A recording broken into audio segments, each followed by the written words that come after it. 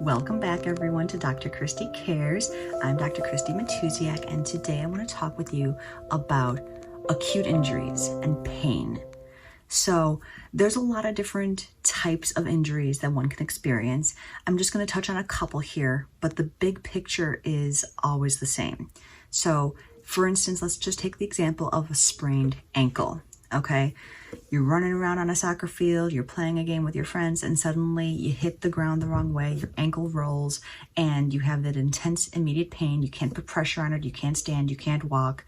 We've all been there, at least I know I have. So what do? First things first, you must act quickly to have a successful outcome here.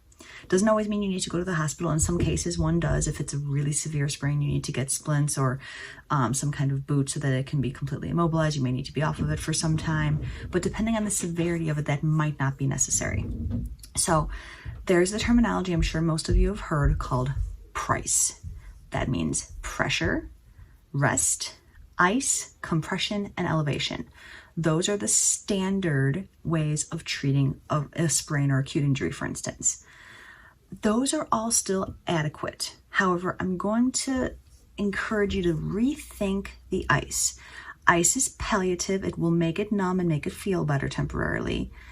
However, what it does is it stops the inflammatory process from occurring as easily, which is why it's sometimes helpful in controlling pain and allowing you to have some mobility left in that sprain, because the inflammation doesn't come as easily, so it's not as stiff, okay?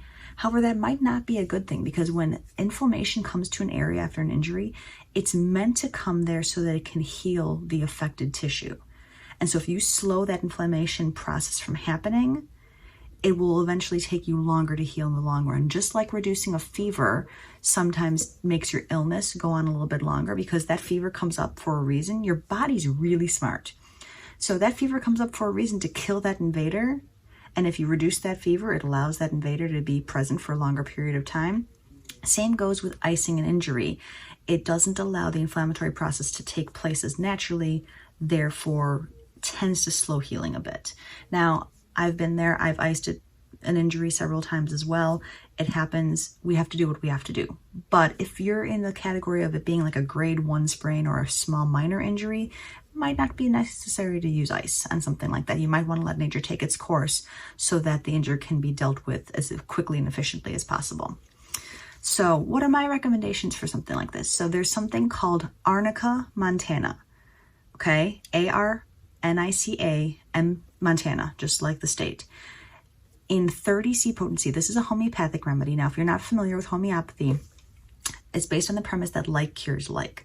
So Arnica montana is a flower that, if ingested in its raw, potent form, would cause things like pain, inflammation, and swelling of your body.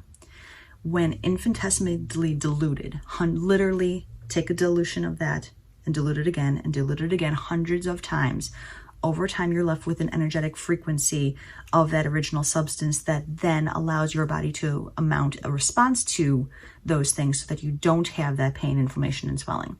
So first things first, in any sprain, strain, injury, or even acute blunt trauma, my kids have been hit in the head dozens of times and they get a big goozle on their head.